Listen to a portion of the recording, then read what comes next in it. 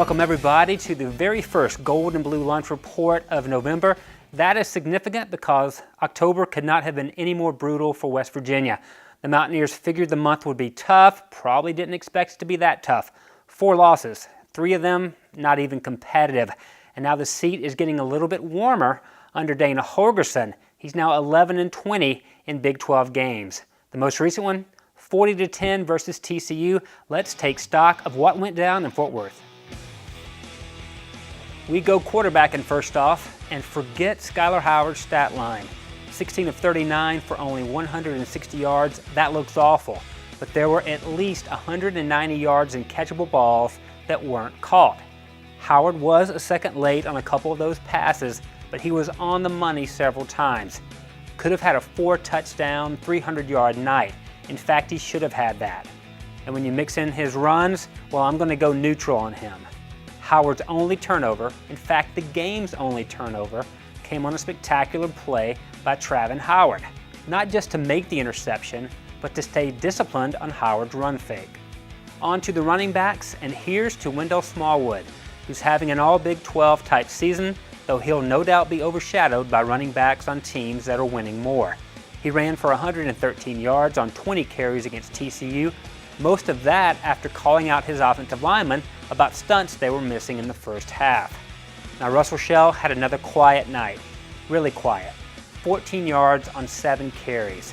His last 3 games, he's averaging only 2.6 yards over 41 carries. The running backs take a neutral. Now in the run-up to this game, Lonnie Galloway said his receivers have to make non-routine plays when the ball is in the air. Because we're expecting to make routine plays, we've got to go out and make plays for Skylar. Well, better luck next week, because Galloway's guys had a severe case of the dropsies, plays that could have kept this game competitive. Sills, who had one of those costly drops, led the unit with 42 yards on 3 catches, but also had a holding call, way down for the wide receivers. TCU had been giving up 5.2 yards per play. WVU only managed 4.2. Against the youngest secondary it will face this year, West Virginia did not capitalize.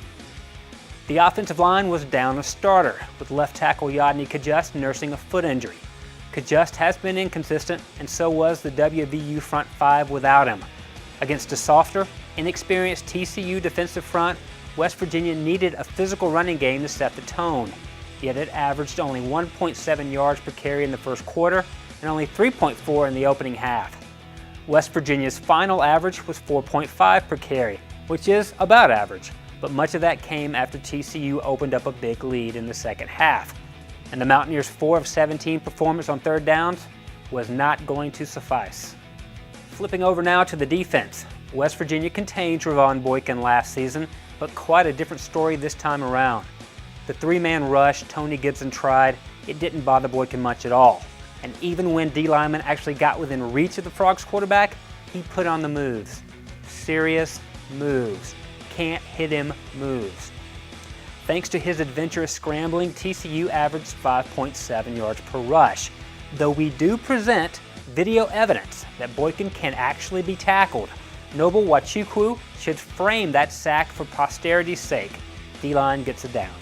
We mentioned that Tony Gibson was reluctant to blitz, unsure about his depleted secondary's ability to cover. But 8-man drops like this didn't confuse Boykin or Josh Doxson. And the linebackers, they can attest to Boykin's escapability. Jared Barber and Shaq Pettaway saying, "Where'd he go?" Then, when Gibson brought a 5-man blitz, Boykin got out of the gate. So dangerous in the open field. He ran for 84 yards, and if he stays healthy, he'll give Leonard Fournette a run for the Heisman. Here's the scramble they'll be showing in New York. Jared Barber, no sir, and a lot of other white jerseys helpless to bring him down. Finally, Boykin runs over to Dana Holgorsen for some in-game appreciation. Other Frogs were hard to bring down also. Aaron Green squirts past Barber on the cutback for 21 yards. Tough night for a defense that allowed 307 yards per game in September, but 524 in October. Time for the secondary. Oh boy, the secondary. Just like Austin Shepard and Corey Coleman before him, Josh Doxson enjoyed a huge game against West Virginia. He made 11 catches for 183 yards, 2 more TDs, giving him 14 this season, each one a new TCU record. And when he didn't catch the ball, he drew 3 pass interference flags. One on Terrell Chestnut was a little questionable, but the others were entirely legit. KJ Dillon hit Doxson early from behind at the goal line, and Chestnut got caught trying to recover on a halfback pass. Cody Listenby was hard to cover as well.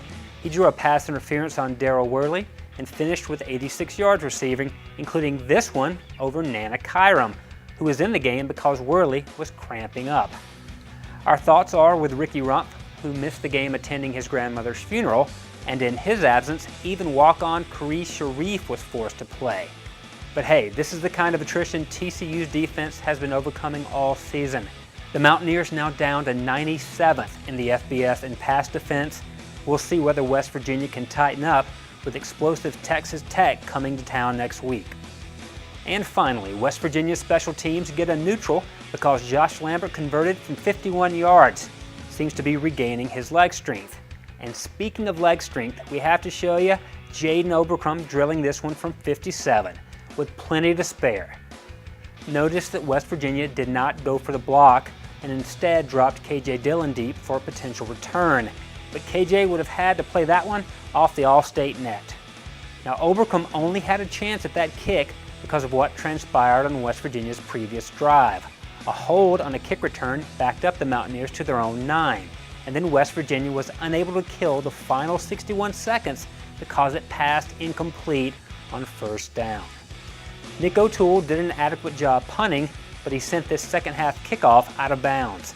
And TCU, which hardly needs field position help, went 65 yards on its ensuing drive for the touchdown. Next up for the Mountaineers, a home game against Texas Tech, which scored 53 points on Oklahoma State and got beat by 17. Could be a shootout in Morgantown this week. We'll have more coverage of the Mountaineers throughout the week, so keep it logged on here at WVMetroNews.com. For the Gold and Blue Lunch Report, I'm Allan Taylor. Take care, everybody.